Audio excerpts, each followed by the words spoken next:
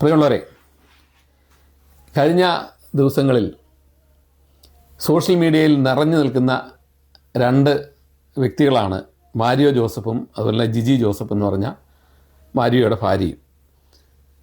അവർ ഇതിനു മുമ്പ് ധ്യാന ഗുരുക്കന്മാരും അതോടൊപ്പം തന്നെ മോട്ടിവേഷൻ നൽകുന്ന ഇൻസ്ട്രക്ടേഴ്സുമൊക്കെയായി അവർ സമൂഹത്തിൽ വളരെ പ്രസിദ്ധരായി നിന്നുണ്ടായിരുന്നു. പക്ഷേ ഞാൻ ഈ ജിജിയുടെ പല ടോക്കുകളും കണ്ടതിന് ശേഷം പലപ്പോഴും എനിക്ക് തോന്നിയിട്ടുണ്ട് അവരുടെ ആർട്ടിഫിഷ്യലായിട്ടുള്ള എക്സാഗ്രേറ്റ് ചെയ്തിട്ടുള്ള ഒരു തരത്തിലും കാമ്പുകളില്ലാത്ത അവരുടെ സംസാരം കേട്ടപ്പം ഒന്ന് രണ്ട് വീഡിയോ ജസ്റ്റ് കണ്ടതോടുകൂടി ഞാൻ പിന്നെ അവരെ കാണാറില്ല. കാരണം അതിൻ്റെ അകത്ത് ഇവർ പറയുന്ന ഒരു ആത്മീയതയുടെ തലം ഈ ജിജിയുടെ സംസാരത്തിൽ ഒരു സ്ഥലത്തും കാണുന്നില്ല. നമ്മൾ ഈ ആത്മീയത എന്ന് പറഞ്ഞാൽ it should be come out from the bottom of the heart. അത് നമുക്ക് കേൾക്കാം. അങ്ങനെ ഒരാളിൽ നിന്ന് ഹൃദയത്തിൽ നിന്ന് വരുവാണെങ്കിൽ നമുക്കത് കേൾക്കുമ്പോൾ വളരെ പെട്ടെന്ന് മനസ്സിലാവും. അയാളുടെ പ്രസംഗം ഞാനൊരു ദൈവവിശ്വാസി അല്ലെങ്കിലും അങ്ങനെയുള്ളവരുടെ പ്രസംഗങ്ങളൊക്കെ കേൾക്കും. കാരണം അതിൻ്റെ അകത്തുനിന്ന് നമ്മളെ പ്രചോദിപ്പിക്കുന്ന പല ഘടകങ്ങളും ഉണ്ടാകും.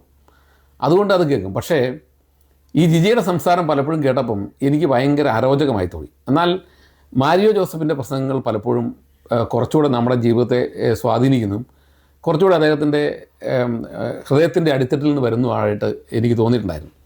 അതുകൊണ്ട് പലപ്പോഴും ഞാൻ അദ്ദേഹത്തെ കേട്ടിട്ടുണ്ട്. അതിനുപരിയായിട്ട് ഈ മാരിയോ ജോസഫിൻ്റെ പ്രവർത്തനങ്ങളിലൂടെ കുറേയേറെ ആളുകൾക്ക് സഹായങ്ങൾ കിട്ടുന്നതും ഞാൻ ശ്രദ്ധിച്ചിട്ടുണ്ടായിരുന്നു.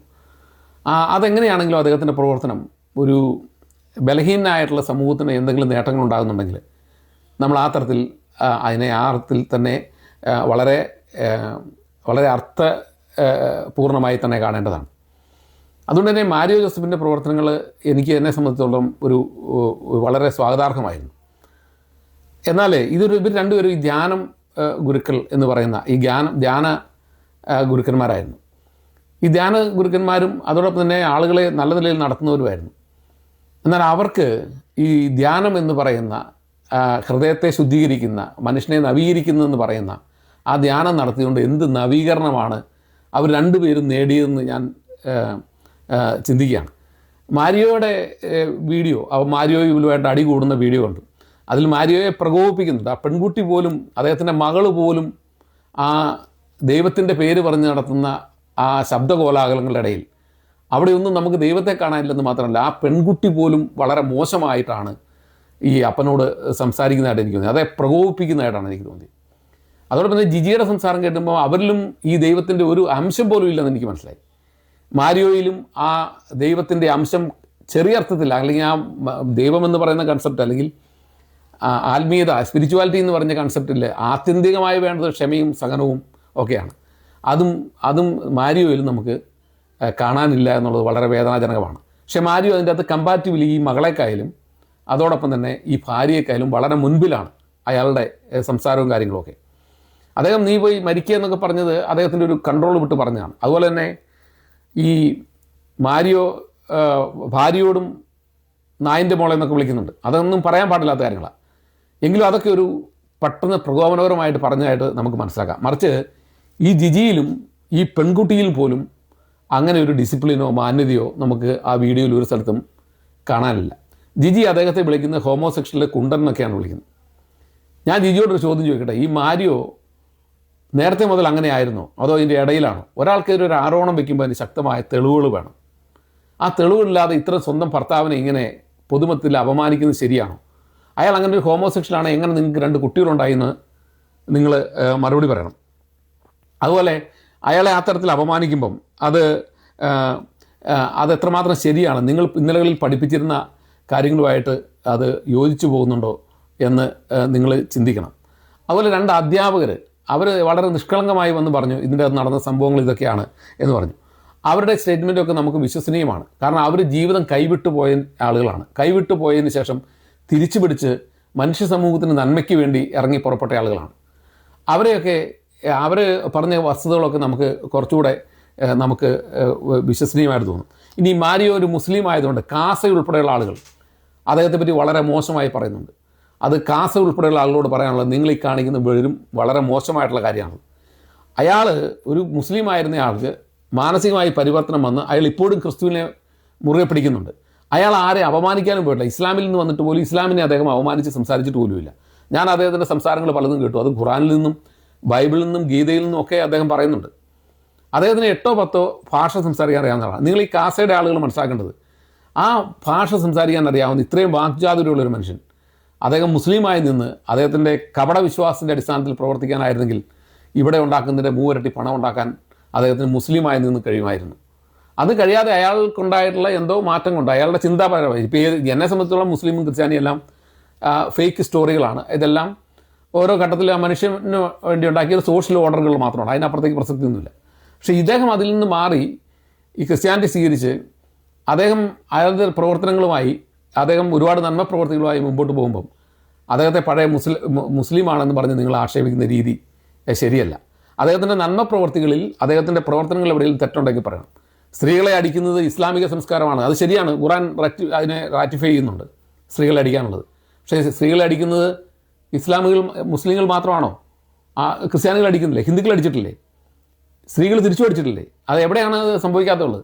അതുകൊണ്ട് സ്ത്രീകളെ അടിക്കുന്നതും ഇസ്ലാമിക സംസ്കാരമായതുകൊണ്ട് ഈ മാരിയോ ജോസഫ് എന്ന് പറഞ്ഞ സുലൈമാൻ്റെ സംസ്കാരത്തിൽ നിന്ന്, അല്ലെ അവൻ്റെ ആ സത്വബോധത്തിൽ നിന്ന് അദ്ദേഹം അത് മാറിയിട്ടില്ലാത്തതുകൊണ്ടാണ് അടിക്കുന്നതെന്ന് പറഞ്ഞ ആ ആക്ഷേപങ്ങൾ ഉന്നയിക്കുന്നതൊന്നും ശരിയല്ല. അദ്ദേഹം എത്രയോ വീടുകൾ വെച്ച് കൊടുത്തു, എന്തെല്ലാം കാര്യങ്ങൾ ചെയ്തു, അദ്ദേഹം എത്രയോ കുടുംബങ്ങൾക്ക് എന്തെല്ലാം പ്രചോദനങ്ങളായി. ഇനി ഇദ്ദേഹത്തെ ഇപ്പോൾ വിമർശന വിധേയമാകുന്നതിന് കാരണം അവരെ 2 വ്യക്തികളായിട്ട് കാണാതെ എന്തോ പ്രത്യേകമായൊരു സാങ്ക്ടിറ്റി ഉള്ള മനുഷ്യരായി സമൂഹം കണ്ടതുകൊണ്ടാണ് അവരൊരുപാട് പേരെ ഇങ്ങനെ അവരുടെ സ്പീച്ചിലൂടെ, അവരുടെ മോട്ടിവേഷൻ സ്പീച്ചിലൂടെ സഹായിച്ചിട്ടുള്ളതുകൊണ്ട് അവരങ്ങനെ ഒരു വ്യക്തി ജീവിതം നയിക്കണം എന്ന് ചിന്തിക്കുന്നതുകൊണ്ടാണ്. നമ്മൾ അവരുടെ ആ സംസാരം കൂടുതൽ ശ്രദ്ധിക്കുക എന്നുള്ളതല്ലാതെ അവരുടെ വ്യക്തി ജീവിതത്തിലേക്ക് കടന്നു പോകണമെന്ന് എനിക്ക് തോന്നുന്നില്ല. അവരുടെ സംസാരം ശ്രദ്ധിക്കുക. അവർ സാധാരണ 2 വ്യക്തികളാണ്, 2 മനുഷ്യരാണ്. ആ സംസാരത്തിൽ നിന്ന് നമുക്കെന്ത് നേട്ടം ഉണ്ടാക്കിയെടുക്കാം, അല്ലെങ്കിൽ നമ്മുടെ ജീവിതത്തെ എങ്ങനെ സമ്പന്നമാക്കാം, നമ്മുടെ ജീവിതത്തെ എത്രമാത്രം സമ്പുഷ്ടമാക്കാം എന്നുള്ള, അല്ലെങ്കിൽ ചുറ്റും നിൽക്കുന്ന മനുഷ്യർക്ക് സുഗന്ധം പരത്തിക്കൊണ്ട് നമ്മുടെ ജീവിതത്തെ എങ്ങനെ മുമ്പോട്ട് പോകാം എന്ന് അവരുടെ വാക്കുകളിൽ എന്തെങ്കിലും ഉണ്ടെങ്കിൽ അതെടുത്ത് നമ്മളെ മാറ്റി തീർക്കേണ്ടത്. അതിന് അവരങ്ങനെ ആയില്ല എന്നുള്ളതുകൊണ്ട് അത് അവരിലൊരു വലിയ എന്താ പറയുക, അമാനുഷികമായിട്ടുള്ള എന്തോ ഉണ്ട് എന്ന് ധരിക്കുന്നതുകൊണ്ടാണ് സമൂഹം അത്തരത്തിൽ അവരെ വിലയിരുത്തുന്നത്. അവരിൽ അമാനുഷികമായ ഒന്നുമില്ല. ഞാൻ ചോദിക്കട്ടെ, 10-15 വർഷം പഠിച്ച ബിഷപ്പുമാർ, അതുപോലെ തന്നെ അച്ഛന്മാർ, ഇവരൊക്കെ എത്രയോ അധാർമികമായ പ്രവർത്തനങ്ങൾ നടത്തി പോലീസ് പിടിക്കുകയും അകത്താക്കുകയും കോമ്പൻസേഷൻ കൊടുക്കുകയും ഒക്കെ ചെയ്തിട്ടുണ്ട്. അതുകൊണ്ട് മാരിയോയെ നിങ്ങൾ അവരെക്കാളും വലിയൊരു മനുഷ്യനായി കാണേണ്ടതില്ല. മാരിയോ ഇതിൻ്റെ അകത്ത് കേട്ടതില്ല. ഞാൻ മാരിയോയുടെ സംസാരവും ഈ ജിജിയുടെ സംസാരവും ഒക്കെ കേട്ടതിൽ നിന്ന് മാരിയോ കമ്പാരിറ്റീവ്ലി ഒരു നല്ല മനുഷ്യനായിട്ടുള്ള ആളായിട്ടാണ് എനിക്ക് ഫീൽ ചെയ്തിട്ടുള്ളത്. പക്ഷേ അദ്ദേഹത്തിൻ്റെ ടെമ്പർമെൻറ്റ് ആ പെൺകുട്ടിയിലൂടെ അത് തെറ്റിച്ചെടുക്കുകയാണ് എന്ന് എനിക്ക് തോന്നി. അദ്ദേഹത്തിൻ്റെ ടെമ്പർമെൻറ്റ് തെറ്റിക്കുക എന്നുള്ള ബോധപൂർവമായ ശ്രമമാണ് ആ പെൺകുട്ടി പോലും നടത്തിയത്. ആ പെൺകുട്ടി അവിടെ ഈ സംസാരം തുടങ്ങുന്നതിന് മുമ്പ് അലർന്ന് നമ്മൾ കേൾക്കുന്നുണ്ട്. അങ്ങനെയൊക്കെയാണോ ഒരാൾ സംസാരിക്കേണ്ടത്? പിതാവിനോട് സംസാരിച്ച് അദ്ദേഹത്തെ കാം ഡൗൺ ആക്കാൻ പറഞ്ഞ ഒരു പെൺകുട്ടി ഒരിക്കലും അവിടെ ഒച്ചയെടുക്കുകയല്ല ചെയ്യേണ്ടത്. അവർ ഏറ്റവും കമ്പാഷനേറ്റായി സംസാരിച്ചാണ് അപ്പനെ അവരുടെ സൈഡിൽ കൊണ്ടുവരേണ്ടത്. ഇനി ജിജി മാരിയോട് പറയുന്നു, ഈ കമ്പനിയിലെ ഡയറക്ടറായിട്ട് നീ കയറൂ, അതിനുശേഷം ഞാൻ അയാളെ മാറ്റാം എന്ന് പറയുന്നു. എന്തുകൊണ്ട് ഇവർ സമ്മതിക്കുന്നില്ല? ജിജി മാരിയോ ഇതിൻ്റെ അകത്ത് എൻ്റെ അഭിപ്രായത്തിൽ ജിജി മാരിയോ എന്ന് പറയുന്നത് ഏറ്റവും സമൂഹത്തിൻ്റെ അടിത്തട്ടിൽ നിന്ന് വന്നാൽ ഇദ്ദേഹത്തിൻ്റെ 10-1 കഴിവില്ലാത്ത ഒരു സ്ത്രീയാണ്. അവർ ഈ സാമ്പത്തികമായി ഇങ്ങനെ ഒരു വലിയ സാധ്യതയും പോപ്പുലാരിറ്റിയും കണ്ടപ്പം അന്താളിച്ചു പോയി, ഇത് എന്നിലൂടെയാണ് ഇതെല്ലാം സംഭവിക്കുന്നത് എന്നവർ ധരിക്കുകയും ആ അന്താളിപ്പിൽ സാമ്പത്തിക ചൂഷണം നടത്തി ഈ പറയുന്ന പ്രസ്ഥാനത്തെ നശിപ്പിക്കാനും അവരുടേതായിട്ടുള്ള സാമ്പത്തിക താല്പര്യങ്ങളിലേക്ക് അവർ പോയതുകൊണ്ടും അവർ മദ്യപിച്ചതുകൊണ്ടും ഒരു സാധാരണ സ്ത്രീയുടെ സ്വഭാവമല്ല അവരിൽ നമ്മൾ കാണുന്നത്. അവരിൽ വളരെ അരഗൻ്റായിട്ടുള്ള, വളരെ അക്രമാസക്തമായിട്ടുള്ള ഒരു സ്ത്രീയുടെ സ്വഭാവമാണ് കാണുന്നത്. അപ്പോൾ അതുകൊണ്ട് ഞാൻ മനസ്സിലാക്കിയത് അവർ 2 വീഡിയോകളിലും ഈ സോഷ്യൽ മീഡിയയിലെ ചർച്ചകളിലും കണ്ടതിലൂടെ ഈ സ്ത്രീയിൽ വളരെ മോശമായ ഇൻഫ്ലുവൻസ് ഉണ്ടാകുകയും അവരോട് സാമ്പത്തികമായ താല്പര്യങ്ങൾ ഉണ്ടാകുകയും ചെയ്തതിൻ്റെ അടിസ്ഥാനത്തിലാണ് ഈ പ്രശ്നങ്ങളുണ്ടായെന്നാണ് നമുക്കിതിൽ നിന്ന് മനസ്സിലാകുന്നത്. അതുകൊണ്ട് എനിക്ക് ഇത് കാണുന്ന ആളുകളോട് പറയാനുള്ളത്, മാരിയോ ജോസഫിൻ്റെ നന്മ പ്രവർത്തികൾക്ക് നിങ്ങൾ സപ്പോർട്ട് ചെയ്യുന്നവർ ഇനിയും സപ്പോർട്ട് ചെയ്യണം. അത് ട്രാൻസ്പെറൻ്റ് ആയിട്ടാണെന്ന് അദ്ദേഹം തന്നെ പറയുന്നുണ്ട്. NIA അദ്ദേഹത്തിൻ്റെ അക്കൗണ്ടുകൾ പരിശോധിച്ചിട്ടുണ്ടെന്ന് പറയുന്നുണ്ട്. അപ്പോൾ അതുകൊണ്ട് തന്നെ അത് ട്രാൻസ്പെറൻ്റ് ആയിട്ട് നടക്കുന്നുണ്ടെന്ന് മനസ്സിലാക്കണം. ഞാൻ ഒരിക്കൽ സുരേഷ് ഗോപി അമേരിക്കയിൽ ചെന്നപ്പം അമേരിക്കയിലെ ആളുകൾ കുറച്ച് പേർ കുറേ പൈസ അദ്ദേഹത്തിന് കൊടുത്തിട്ട് പറഞ്ഞു, ഇത് സാറ് ദയവ് ചെയ്ത് നാട്ടിൽ ചെല്ലുമ്പോൾ ഏതെങ്കിലും നല്ല മനുഷ്യർക്ക് കൊടുക്കണം, അവർക്ക് വീട് വെക്കാനോ മറ്റു കാര്യങ്ങൾക്കോ ചെയ്യണമെന്ന് പറഞ്ഞു. അദ്ദേഹം ആ പൈസ കൊണ്ടും പിന്നെ കുറച്ച് പൈസ കൂടെ കയ്യിൽ നിന്നിട്ട് ഒന്നിൽ കൂടുതൽ വീടുകൾ പണിത് കൊടുത്തത് ഞാൻ ശ്രദ്ധിക്കപ്പെട്ടിട്ടുണ്ട്. അപ്പം മനുഷ്യർ ലോകത്തെ പല സ്ഥലത്തും സഹായിക്കാൻ മനസ്സുള്ളവരുണ്ട്. അവർക്കൊരു ഒതൻറ്റിക് പേഴ്സണെ കിട്ടിക്കഴിഞ്ഞാൽ തീർച്ചയായിട്ടും ചെയ്യും. ഞാനൊരു ചാരിറ്റി പ്രവർത്തനം നടത്തുന്ന ആളാണ്. അപ്പോൾ അതുകൊണ്ട് എനിക്കറിയാം, കാരണം എത്രയോ ആളുകൾ സഹായിക്കാൻ മനസ്സുള്ളവരാണ്. അതുകൊണ്ടാണ് ഞങ്ങൾക്ക് പോലും 1,45,00,000 രൂപയോളം ആളുകൾക്ക് കൊടുത്ത് സഹായിക്കാൻ ഞങ്ങൾ ട്രാൻസ്പെറൻ്റ് ആയിട്ട് അത് ചെയ്യുന്നുണ്ട്. ഞങ്ങൾക്ക് പൈസ തരുന്ന മുഴുവൻ ആളുകളെയും ഞങ്ങൾക്ക് തരുന്ന പൈസ എന്താണ് ചെയ്യുന്നതെന്നും എത്ര കിട്ടിയെന്നും കൃത്യമായി ബോധ്യപ്പെടുത്തുന്നുണ്ട്. കാരണം ബാങ്ക് അക്കൗണ്ടിൻ്റെ ഡീറ്റെയിൽസ് മുഴുവനായിട്ടും പൈസ തരുന്നവർക്ക് കൊടുക്കുന്നുണ്ട്. അപ്പോൾ അങ്ങനെ ട്രാൻസ്പെറൻ്റായി ചെയ്യുന്നതുകൊണ്ട് ഞങ്ങൾക്കും പൈസ കിട്ടുന്നുണ്ട്. അപ്പോൾ ചാരിറ്റി പ്രവർത്തനത്തിന് മലയാളികൾ പലരും പറയുന്നത് കേട്ടു, മലയാളികൾ ഇനിയും ആരെങ്കിലും വന്നാൽ വെട്ടിൽ വീഴിക്കും, ആരുടെയെങ്കിലും വെട്ടിൽ വീഴാൻ വേണ്ടി, ആരെങ്കിലും ചതിക്കപ്പെടാൻ വേണ്ടി രാവിലെ മുതൽ റെഡിയായിട്ടിരിക്കുന്നവരാണെന്ന്. അങ്ങനെയല്ല. മലയാളി സമൂഹത്തെ, എസ്പെഷ്യലി ഈ ക്രിസ്ത്യൻ സമൂഹം, വളരെ കൃത്യമായി ആളുകളെ സഹായിക്കാനുള്ള താല്പര്യമുള്ളതുകൊണ്ടാണ് ഇത്തരം ആളുകൾക്ക് പൈസ കൊടുക്കുന്നത്. അപ്പോൾ അവരുടെ ഒരു ബലഹീനതയല്ല അത്, അവരുടെ നന്മ പ്രകൃതിയാണ്, അവരുടെ വിശാല മനസ്സിലാണ്. അത് അവരെ ആരെങ്കിലും തട്ടിച്ചുകൊണ്ട് പോകുന്നുണ്ടാവും. ആ തട്ടിച്ചുകൊണ്ട് പോകുന്നവരുടെ ചരിത്രമല്ല ചരിത്രം എന്ന് പറയുന്നത്. അവരുടെ ആ പൈസ കൊണ്ട് നന്മ പ്രവൃത്തി ചെയ്യുന്നവരുടെ ചരിത്രമാണ് കാലം പിന്നീട് അതിൻ്റെ ചുവരെഴുത്തുകളായി നമുക്ക് വായിക്കാൻ നൽകുന്നത്. അപ്പോൾ അതുകൊണ്ട് ഇവിടെ ഈ ആൾ പൈസ കൊടുക്കുന്നവരെ കളിയാക്കുകയല്ല ചെയ്യേണ്ടത്. ഇവിടെ മാരിയോയെ പോലെയുള്ള ഒരാൾ ഇത്ര നന്മ പ്രവൃത്തി ചെയ്യുമ്പോൾ നാളുകളിലും മലയാളികളെ സഹായിച്ച് അയാളുടെ പ്രവർത്തനങ്ങളെ കൃത്യമായി മോണിറ്റർ ചെയ്ത് അദ്ദേഹത്തിന് നന്മ പ്രവൃത്തികൾ ചെയ്യാൻ കൂടുതൽ അവസരം ഉണ്ടാക്കി കൊടുക്കുകയാണ് ചെയ്യേണ്ടത്.